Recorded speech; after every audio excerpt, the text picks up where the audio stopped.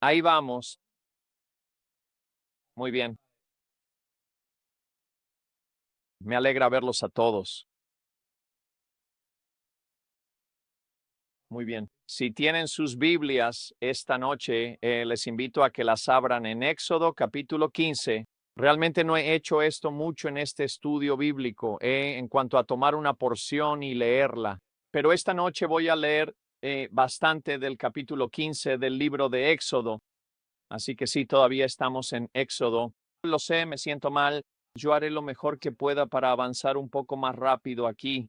Hemos terminado la 10ª plaga. La 10ª plaga se ocupó de la muerte de los primogénitos y sabemos que esa noche, en el mismo momento en que eso ocurrió, hubo un clamor que recorrió todo Egipto y la Biblia dice que Israel es expulsado. Les lanzo mucha información, pero recuerden que según esta nueva situación que está sucediendo, ellos están saliendo de Egipto y es como si fueran a tener una nueva vida, que el Señor establece un nuevo calendario para ellos. Quise hablar de esto la semana pasada, pero me distraje. Pero si miran aquí, ahora tienen un nuevo comienzo de año para ellos. Nisan es el comienzo del año. El día 14 es cuando tuvo lugar la Pascua, y así, al atardecer, obedecieron la palabra del Señor. Ellos habían aplicado la sangre en los postes exteriores de la puerta de su casa, y el ángel de la muerte comenzó a pasar por encima de donde se había aplicado la sangre. Esa casa fue salvada, fueron pasados por alto. Eso es así es como se denomina esto. Y todo Egipto, todos perdieron a su primogénito. El clamor que salió de allí fue tan grande que expulsaron a Israel de ese lugar. Así que el día 15 es cuando comienzan su viaje. Van a empezar su travesía fuera de Egipto. Salir de Egipto es el éxodo. Por eso el libro se llama Éxodo, salir de Egipto. Es interesante y es importante que mientras salen sepamos que Dios los está guiando. Él se está mostrando de noche en una columna de fuego. Ahora, ¿qué tan alta tiene que ser esta columna de fuego? Porque las estimaciones varían, ¿de acuerdo? Las estimaciones varían entre 1,5 millones y 2 millones de personas de las que estamos hablando que están saliendo de Egipto. Así que están saliendo de Egipto, están siendo guiados por esta columna de fuego de noche y luego una columna de nube durante el día. Y hay algunas cosas significativas que aprendemos. La escritura nos dice, y sucedió que cuando el faraón dejó ir al pueblo, Dios los guió. Fíjense, no por el camino de la tierra de los filisteos. Si toman su mapa por un momento, notarán aquí arriba en la parte superior que dice el camino de la tierra de los filisteos. Y la escritura nos dice que este camino era cercano, era una ruta más rápida. Una de las cosas que tienes que entender en tu caminar, en tu relación con Dios, es que Dios no tiene prisa. ¿De acuerdo? Y Dios no tiene ningún problema en hacerte ir más despacio, porque esto es lo que le preocupa a Dios. Se trata de desarrollarte a ti. No se trata de que llegues a donde necesitas ir para que puedas apresurarte, llegar y tener todas tus bendiciones y tu prosperidad. Eso no está en la mente de Dios. La mente de Dios es hacerte crecer y desarrollarte. Ahora, piensa en lo rápido que Dios sacó a Israel de Egipto. Lo hizo en una noche, ¿verdad?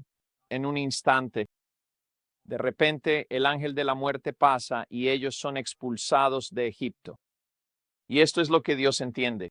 Aunque Él puede traer la salvación rápidamente a tu vida, puede que tome toda una vida sacar todo tu pasado de ti.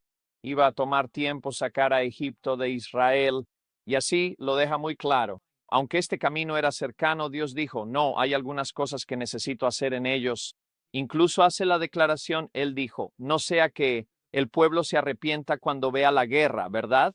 Cuando empiezan a surgir cosas difíciles, cuando las pruebas comienzan a aparecer, de repente deciden que quieren regresar a Egipto. A Dios le importa mucho formarte, hacerte crecer.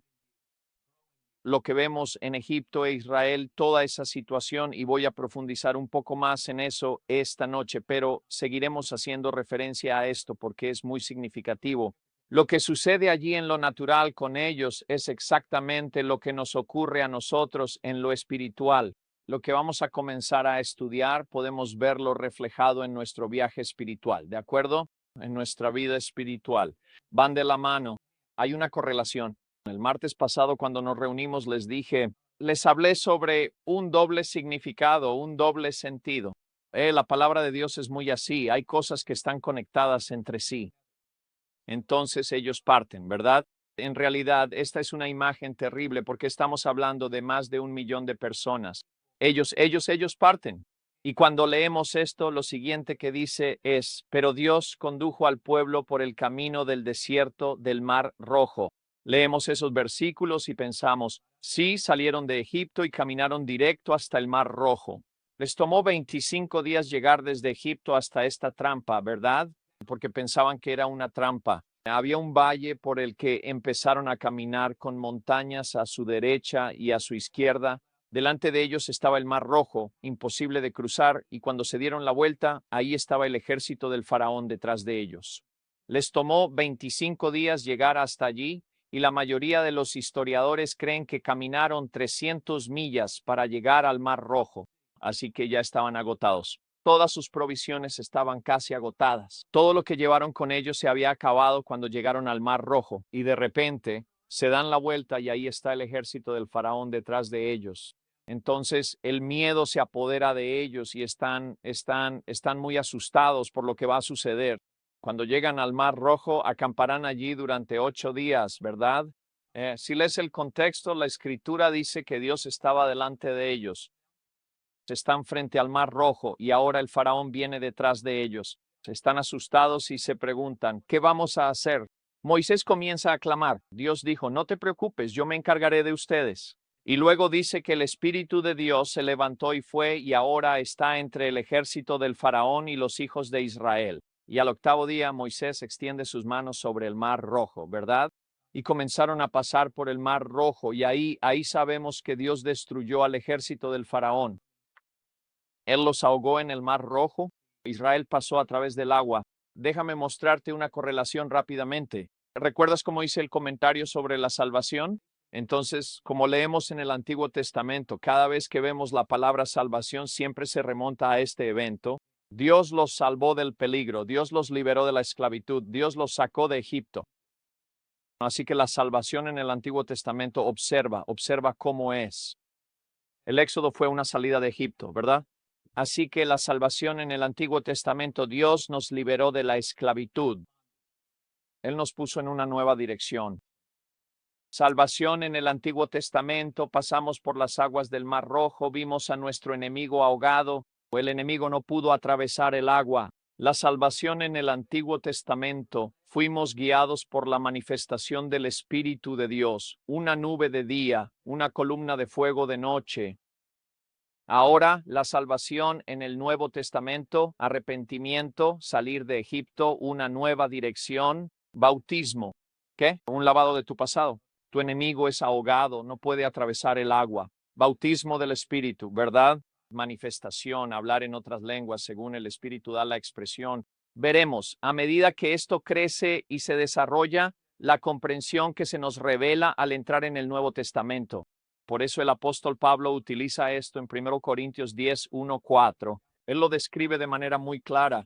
Él dijo, así como nuestros padres fueron bautizados en la nube, bautizados en el mar, ellos comieron ese alimento espiritual y así vamos a ver estas correlaciones, estas conexiones que se encuentran a lo largo de toda la palabra de Dios. El Antiguo Testamento es nuestro fundamento, es lo que nos establece. ¿Qué hemos aprendido ya? Que la fe tendrá obediencia. La fe tendrá acción. Vemos esto con Abraham, que es quien inicia todo.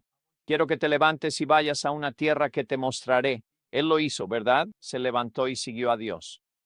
Incluso Noé obedeció a Dios. Abel obedeció.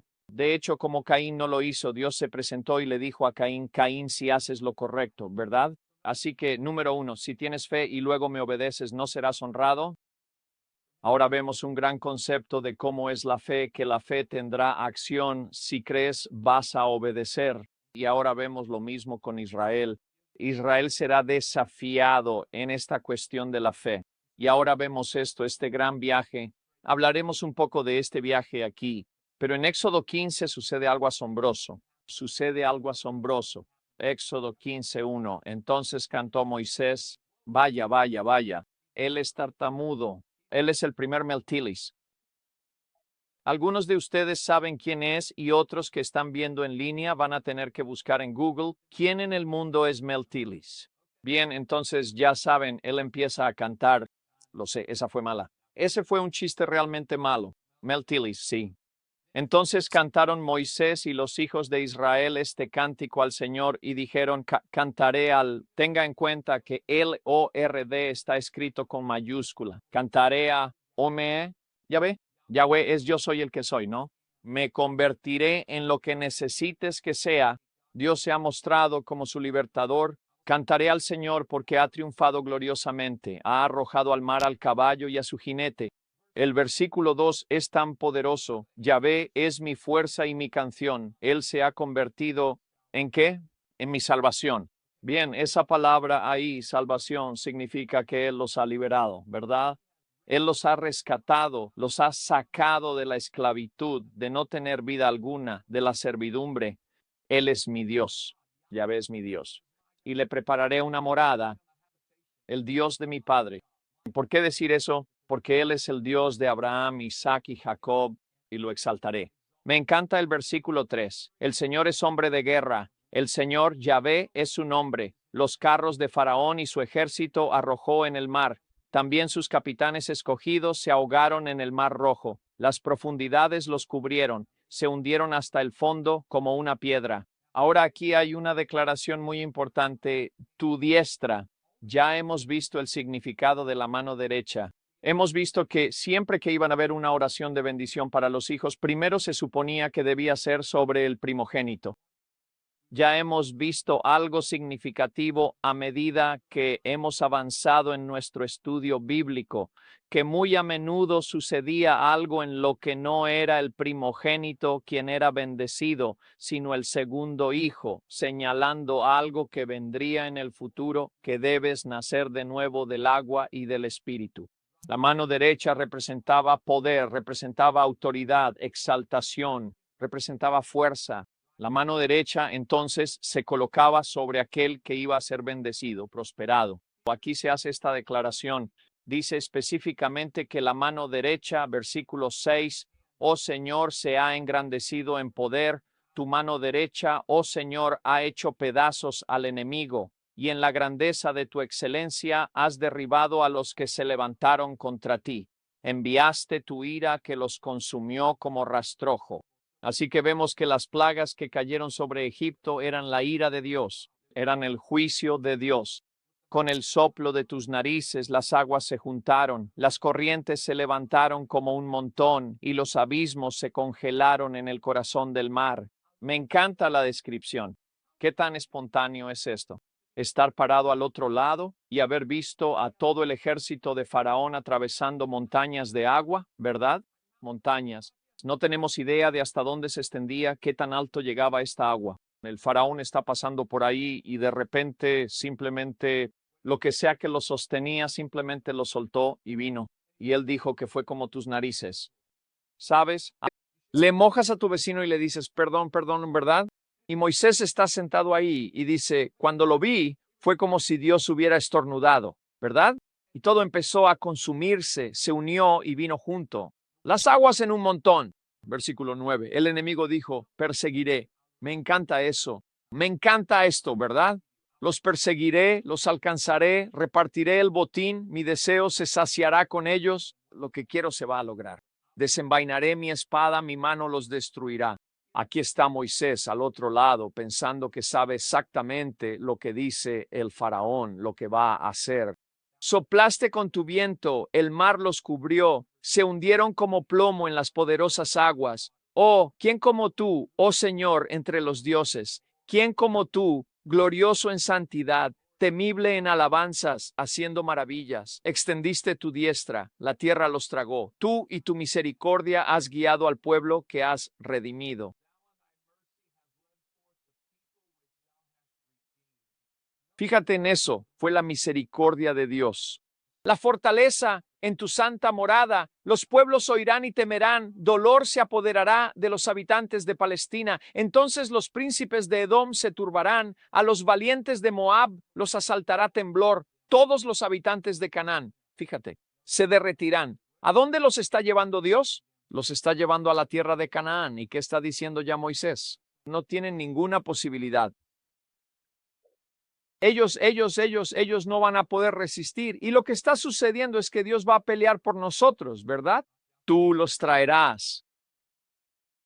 Versículo 17. Plántalos en el monte de tu heredad, en el lugar, oh Señor, que tú has hecho para que habites, en el santuario, oh Señor, que tus manos han establecido. El Señor reinará por los siglos de los siglos. Y luego tiene que decirlo una vez más. El caballo de Faraón entró con sus carros y con sus jinetes en el mar, y el Señor hizo volver las aguas del mar sobre ellos, pero los hijos de Israel pasaron en seco por en medio del mar.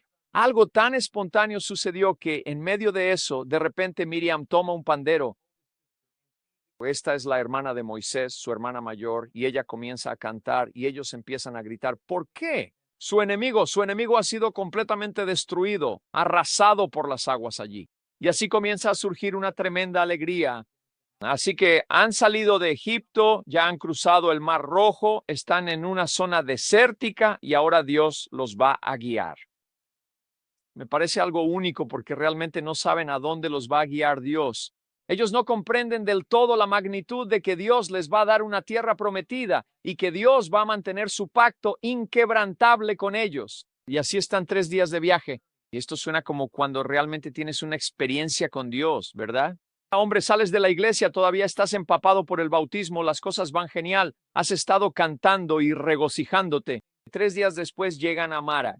Y la Biblia dice que cuando llegan allí, llegan a esta agua y no la pueden beber. Mara significa amargo y están allí y no pueden creer que después de haber caminado todo ese camino, se encuentran con esta agua amarga. Y estamos hablando de una cantidad enorme de personas, más de 1 millón de personas, la cantidad de agua que necesitarían para sostenerlos. Y no son solo ellos, son todos sus animales, todo su ganado. Y llegan a este lugar y entonces nos dice que el pueblo empezó a murmurar contra Moisés diciendo, ¿qué vamos a beber? Esta es en realidad la segunda queja, ¿verdad? Que empezaron a hacerle a Moisés. La primera fue cuando vieron a Faraón y reconocieron, Dios mío, Faraón ha venido tras nosotros, nos va a matar. Empezaron a decir, Moisés, esto es lo que te decíamos desde el principio, ¿verdad?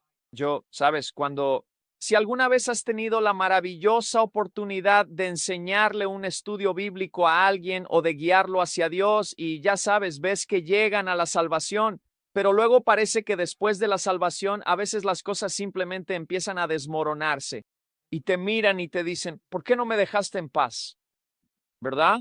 A veces tenemos una idea equivocada de que, ya sabes, hombre, este es un terreno peligroso por el que caminar. Tu vida va a ser mucho mejor en Dios. Pero crecer en Dios no va a ser fácil. Dios va a empezar a hacer cosas nuevas en tu vida. Y aquí están diciendo, ya te lo dijimos, déjanos en paz. Solo queremos servir a los egipcios. Solo queremos estar donde estamos. Y así, esta es la primera queja cuando vieron al faraón. Por eso se regocijaron tanto, ¿verdad? Porque vieron a su enemigo destruido. Pero ahora se preguntan, bueno, ¿y ahora qué pasa con el tema del agua? Y yo encuentro esto absolutamente asombroso. ¿Qué hizo él con su enemigo? Los destruyó con agua. Si él pudo destruirlos con agua, entonces seguramente podría darles algo de beber. Un niño estaba en la escuela y de alguna manera surgió la conversación. La maestra simplemente dijo, quiero que todos ustedes entiendan que al estudiar todo esto, la época del año, ya saben, lo más probable es que esto sea alrededor del 4º mes. Estamos hablando de que probablemente fue en nuestro abril cuando Israel habría cruzado el Mar Rojo durante ese tiempo. Esa zona en particular siempre está en temporada de sequía. Y así, el área por la que cruzaron, la mayoría de los historiadores creen que solo había 15 centímetros de agua, a lo que ella dijo, básicamente, Dios realmente no hizo nada. Ellos simplemente cruzaron probablemente sobre algunas de las rocas que había allí y todo eso. Eso es lo que significa que Dios los guió a cruzar en tierra seca, y realmente no es el milagro que la Biblia dice que es. Y el niño de repente grita, ¡wow! Y ella le dice, ¿por qué dices wow? Y él respondió, imagínate, Dios usó 15 centímetros de agua y ahogó a todo el ejército del faraón. No importa lo que quieras decir para negar que fue un milagro, sí, fue un milagro lo que Dios hizo, ¿verdad? Y tan a menudo, cuando Dios hace milagros, ¿no es triste lo rápido que olvidamos? Sí, el milagro que hizo Dios, ya están quejándose. Ahora, esto es de lo que vamos a ser culpables. Vas a estar leyendo esto, vamos a estar repasando esto y vas a pensar, ¿qué les pasa a estas personas? Sí, por favor, no digas eso. Te estás buscando problemas, ¿de acuerdo? Porque te lo prometo, nosotros somos igual de culpables. Dios nos cuida todos los días de nuestra vida. No lo vemos todo el tiempo, no lo reconocemos siempre, pero les digo, Dios está tan involucrado en nuestras vidas como lo estuvo con Israel. Y nos damos cuenta de bueno, puedo notar por todos ustedes que ninguno se queja. Yo me quejo. A veces yo me quejo, ¿saben? Gracias al Señor tengo una buena esposa que me pone en mi lugar. No, ella no lo hace. Ella es consejera. Ella habla conmigo. Ella me pone en tiempo fuera. Siéntate ahí. No. Así que ellos están quejándose, ¿verdad? Ellos se están quejando. Y entonces Moisés empieza a orar. Dios, ¿saben? Recuerden, y esto es muy significativo, él es el mediador. Es muy importante que entiendan esto. Él es el mediador entre Israel y Dios, ¿verdad? Dios le habla a Moisés, Moisés se da la vuelta, a veces le habla a Aarón o a veces habla directamente a Israel. Entonces Israel a su vez va y le lleva todas sus quejas a Moisés, como si Moisés tuviera que presentárselas a Dios. Y entonces él dice, Señor, sabes, el agua está amarga, la gente aquí está molesta, están enojados. Entonces Dios lo guía y le muestra un árbol y él toma parte de la rama o algo así, no estamos exactamente seguros. La Biblia solo dice un árbol. Él lo toma, lo arroja al agua y de repente ocurre este milagro. Ahora el agua es dulce y todos están allí, están bebiendo, ¿saben? Y ahora están regocijándose de nuevo porque el agua se ha vuelto dulce, está completamente clara. Así que en este momento, sin embargo, es interesante que cada prueba que enfrentas, cada dificultad que atraviesas, siempre tiene un propósito. Porque aquí vemos que la amargura del agua era para captar su atención. Y esto era lo que él quería, lo que Dios quería que ellos entendieran. Él les hizo un estatuto, o estatuto significa una ley, y luego una ordenanza. Una ordenanza significa que es por la máxima autoridad, ¿verdad? Así que Dios les dio un estatuto y una ordenanza y allí los puso a prueba. Bien, ¿cuál fue el estatuto que Dios ya les había dado? Muy sencillo. Esta Pascua la van a celebrar cada año. Y luego, después de la Pascua, se habrá 7 días de la fiesta de los panes sin levadura para recordarles que al salir de Egipto salieron tan rápido que no tuvieron tiempo de hornear pan, no tuvieron tiempo de amasarlo, no tuvieron tiempo de hacer nada de eso. Tuvieron que moverse rápido y con prisa. Y luego, para recordarles la consagración del primogénito, recuerden, todo primogénito varón, ¿verdad? Mamá y papá están ahí y la mamá está dando a luz. Y desde otra habitación, de repente, la partera le gritaba al papá que estaba esperando en la sala, caminando de un lado a otro. Oye, ¿tienes un hijo? E instantáneamente eso le decía al papá, oh, tengo un hijo. Eso significa que ese hijo tiene que ser redimido. Y entonces cuando ese hijo cumplía 8 días de edad, tenía que ser circuncidado y ese papá tenía que ir a buscar un cordero. El cordero tenía que tener 1 año de edad. El cordero no podía tener ningún defecto y ese cordero tenía que ser sacrificado. Se tenía que derramar sangre por ese primogénito. ¿Por qué es esto tan significativo? Porque ese primogénito tiene que ser redimido. Tu vida del primer nacimiento, eso no es lo que importa, porque el primer nacimiento te introduce en el pecado, y si naces en pecado tienes que ser redimido por la sangre, ¿verdad? Todo esto nos está llevando, nos está guiando a una comprensión clara de cómo es y qué representa la verdadera salvación del pecado. Así que esto se convirtió en un estatuto. Fue una ley dada por la autoridad más alta, Dios mismo. Él la declaró. Y así, en las aguas amargas, Él les recordó de nuevo. Guarden mi ley. ¿Verdad? Pascua, fiesta de los panes sin levadura, consagración del primogénito. Y luego les recordó. Deben escuchar la voz de Moisés, ¿verdad? Moisés. Es como si fuera el Señor hablándoles a ustedes, porque ¿quién les había dado todo esto? Era Moisés quien les hablaba e instruía. Y así, vemos después de esto que Moisés se pone delante de ellos y dice, si escuchas atentamente la voz del Señor tu Dios y haces lo que es recto y justo ante sus ojos, y prestas oído a sus mandamientos y los cumples fielmente. Ahora ellos aún no saben esto. ¿Cómo lo digo? ¿Cómo lo expreso de la mejor manera posible? Hoy es el aniversario de bodas de Josiah y Hailey. Sí, han llegado a la significativa edad de 3 años.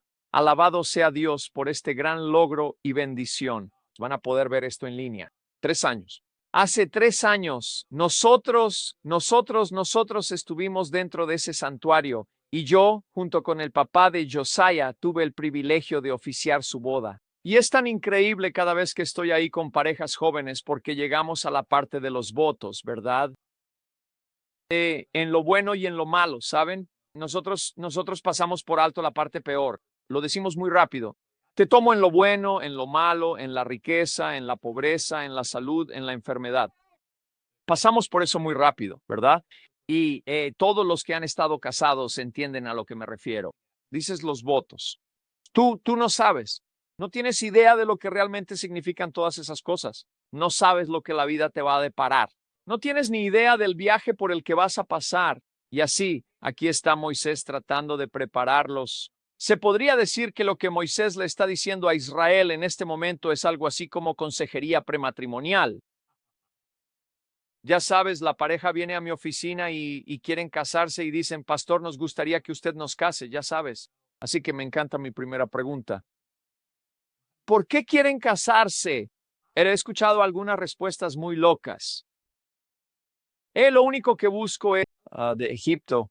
¿De qué está tratando Dios de recordarle a Israel? Todo lo que sucedió en Egipto pudo haberte pasado a ti. Oh, yo te libré de todo eso. ¿Qué crees que impidió que eso te sucediera a ti? ¿Por qué había una línea entre Egipto y Gosén? Fue Dios. Y por eso Él dice, si tan solo me obedeces, me sigues, guardas las cosas que te pido que guardes, no tendrás nada de qué preocuparte. Y luego mira esta declaración de poder, yo seré el Señor que te cura, te cura. Voy a adelantarme, porque una de mis frases favoritas cuando lleguemos al final de esto es simplemente hablar de que los hijos de Israel marcharon por el desierto durante 40 años y la Biblia dice que sus pies no se hincharon. Sí, ahora algunos de ustedes que ya estamos del otro lado de la colina y vamos cuesta abajo, saben que eso es algo importante. Mi esposa, ella va de aquí a San Antonio y ya saben, tenemos que mantenerle los pies elevados y todo eso, ¿saben? Todo cambia a medida que envejeces. Y aquí habla de que Dios fue tan bueno con ellos que su ropa nunca se desgastó y sus pies nunca se hincharon. ¿Y tú quieres alejarte de Él? A veces son las pequeñas cosas las que deberían conmover más nuestro corazón, ¿verdad? Él es el sanador. Más adelante lo van a llamar Jehová Rafa. Él es el Dios que sana. Él dijo, yo seré el Señor que te sana, y aquí Él los ha perdonado con gracia. Así que llegamos al capítulo 16 de Éxodo, y vemos que han estado viajando ya 3 días en el desierto de Shur. Están en el segundo mes. Si tienes tu calendario aquí contigo y miras el segundo mes completo, ahí es exactamente donde están. Han pasado ya 31 días completos desde que salieron de la tierra de Egipto, 31 días fuera de Egipto, un periodo significativo de tiempo. Y aquí viene su tercera queja. Y toda la congregación de los hijos de Israel murmuró contra Moisés y Aarón en el desierto, y los hijos de Israel les dijeron, ojalá hubiéramos muerto por mano del Señor. Decimos cosas tan insensatas, ¿verdad? Declaraciones insensatas. Ojalá hubiéramos muerto por mano del Señor en la tierra de Egipto, cuando nos sentábamos junto a las ollas de carne y comíamos pan hasta saciarnos, ¿verdad? Ellos eran esclavos. Bueno, al menos tenía algo para comer. Estaban matando a todos los niños varones. Al menos teníamos algo para comer. Trabajabas desde el amanecer hasta el anochecer. Al menos teníamos algo para comer. Nunca podías hacer nada por ti mismo a menos que tuviéramos algo para comer. ¿Sabes? Dios puede ser tan bueno contigo en tu vida con Él que olvidas lo mal que estabas sin Él. Y olvidas todas las bendiciones, el favor y la mano de Dios sobre su luz. Y así dice, nos sacaste a este desierto para matar a toda esta asamblea de hambre. ¿Sabes? Nos sacaste aquí para matarnos. Es como dijo un hombre, creo que tengo una diana en la espalda y Dios sigue fallando, ¿verdad? Él sigue intentando acabar conmigo y a veces podemos sentirnos así, ¿verdad? Pero Dios está tratando de producir algunas cosas en nuestras vidas y Él está trabajando en nosotros. ¿Sabes? Él dijo, escuché a alguien decir, bueno, ya sabes, Dios me puso una prueba y no la pasé. Y yo digo, no te preocupes, simplemente la seguirás repitiendo. Ya sabes, sigue sacando tu lápiz número 2 porque vas a seguir pasando por eso hasta que Él finalmente, ya sabes, y entonces aquí está toda esta asamblea que están enojados y así que vienen ante Moisés. Esta es la tercera queja.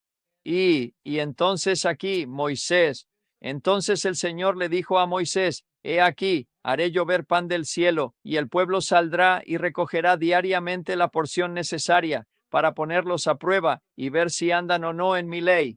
Ahora tienes que captar esto por un momento.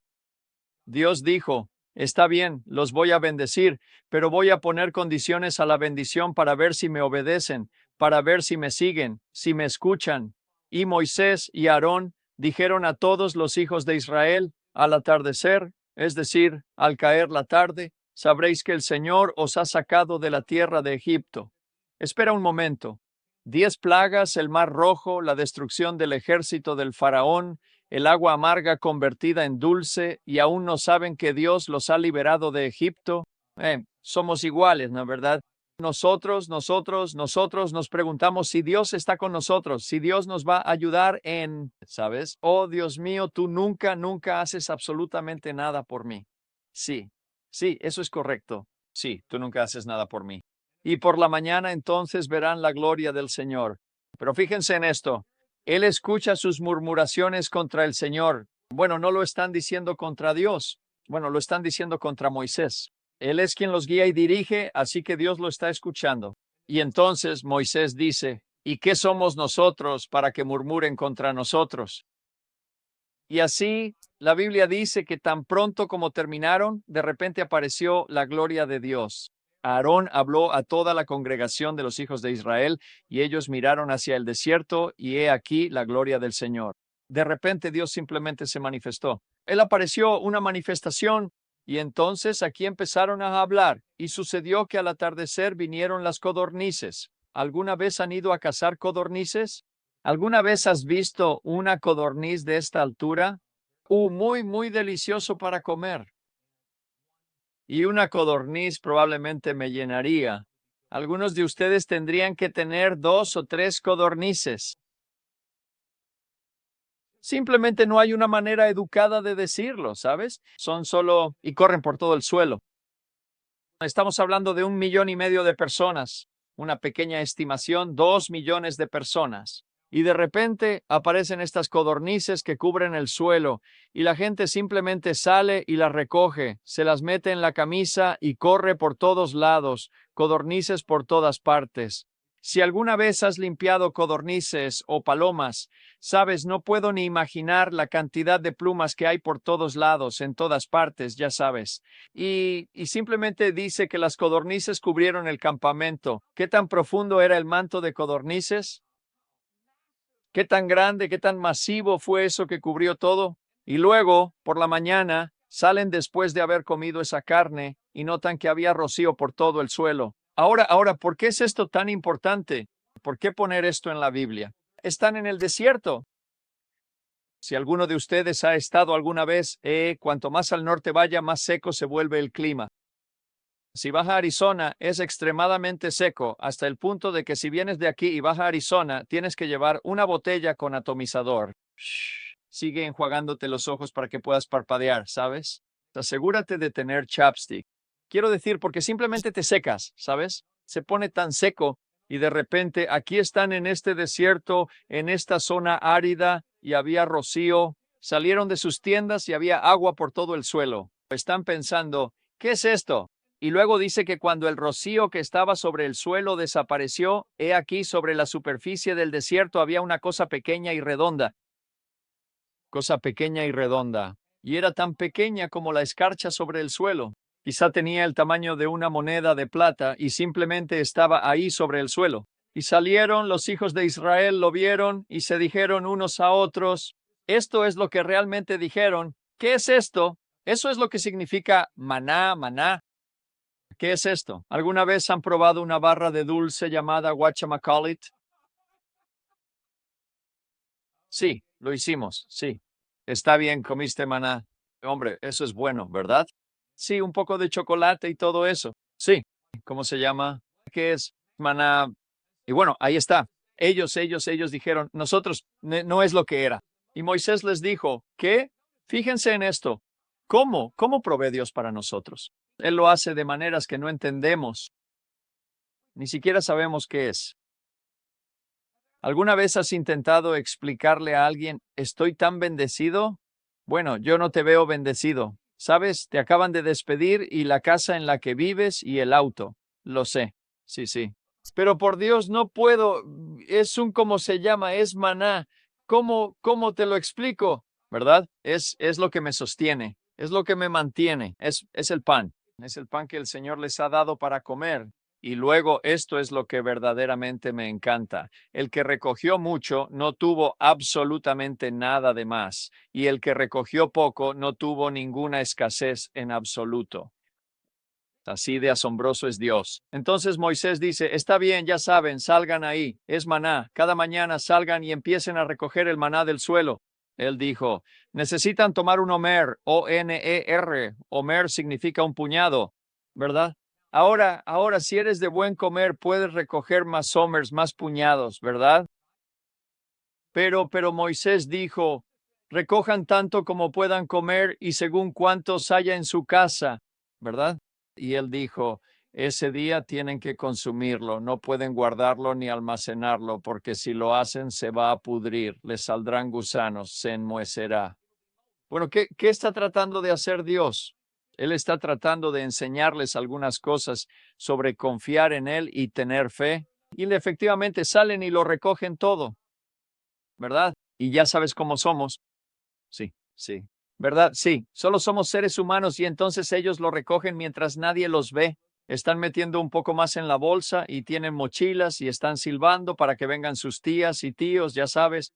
Y tú guardas algo en tu casa y yo guardo algo en la mía y ponemos un poco debajo de la cama y escondemos algo por aquí y ponemos un poco en la lata de café y lo enterramos en el patio trasero. Así que lo tienen por todas partes, ¿verdad? Y efectivamente comen y están muy emocionados porque piensan, engañamos a Dios. Mañana por la mañana saldremos y compraremos, ya sabes, las sobras y todo. Y salen y está arruinado. ¿Por qué? ¿Porque todo se trata de confiar en Él para el mañana? No. Hoy. ¿Confías en Él solo por hoy? Dios ha prometido, yo cuidaré de ti hoy, yo velaré por ti, no tienes nada de qué preocuparte. Y así, en este proceso, Dios le presenta algo más a Israel que nunca antes habían tenido. Él dijo, 6 días vas a trabajar, pero en el séptimo día vas a descansar. Necesitamos que se nos recuerde eso, que Dios dice que está bien tener un día para descansar. Así que en el sexto día les dijo, cuando salgan, recojan. Pueden recoger el doble de maná de lo que normalmente recogerían. Y así, en el séptimo día, no tendrán que salir, ¿verdad? No se echará a perder, estará ahí para ustedes en el séptimo día. Y aún así no escucharon a Moisés. Algunos de ellos lo dejaron hasta la mañana siguiente y crió gusanos y apestó, y Moisés se enojó con ellos. No le prestaron atención. Y luego cuando él dijo, En el sexto día recojan el doble, en el séptimo día simplemente quédense en casa. Eso tampoco funcionó.